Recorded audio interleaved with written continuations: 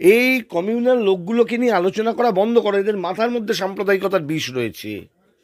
আমি বাংলার মানুষ, আমার মাথার মধ্যে সাম্প্রদায়িকতার বিষ নেই। আমার মাথার মধ্যে যেটা আছে সেটা হচ্ছে সব ধর্মের মানুষ এখানে শান্তিতে সৌহার্দ্যের সঙ্গে সম্প্রীতিতে বসবাস করেন একসঙ্গে।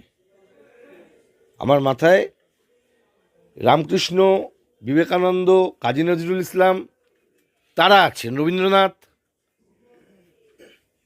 আমার মাথার মধ্যে ফিরহাদ হাকিম নেই, আমার মাথার মধ্যে মমতা ব্যানার্জি নেই। একটা দিন আসবে মমতা ব্যানার্জির দায়ও কেউ নেবে না। এই রাজনীতি যারা করেছে আমরা কারুর দায় নিচ্ছি না। পার্থ চ্যাটার্জিকে বলা হলো যে তাকে বহিষ্কার করা, এমএলএ রয়ে গেল। এর আগেও অনেককে অনুব্রত মমতা মাথা থেকে হাত সরিয়ে নেয়, ঝেড়ে ফেলে। কিন্তু এই ঝেড়ে ফেলতে এটুকু জেনে রাখুন, মমতা ব্যানার্জিকেও কিন্তু একটা দিন আসবে তৃণমূলের লোকেরাই ঝেড়ে ফেলবে। ছেড়ে ফেলছে, অলরেডি প্রসেস শুরু হয়ে গেছে।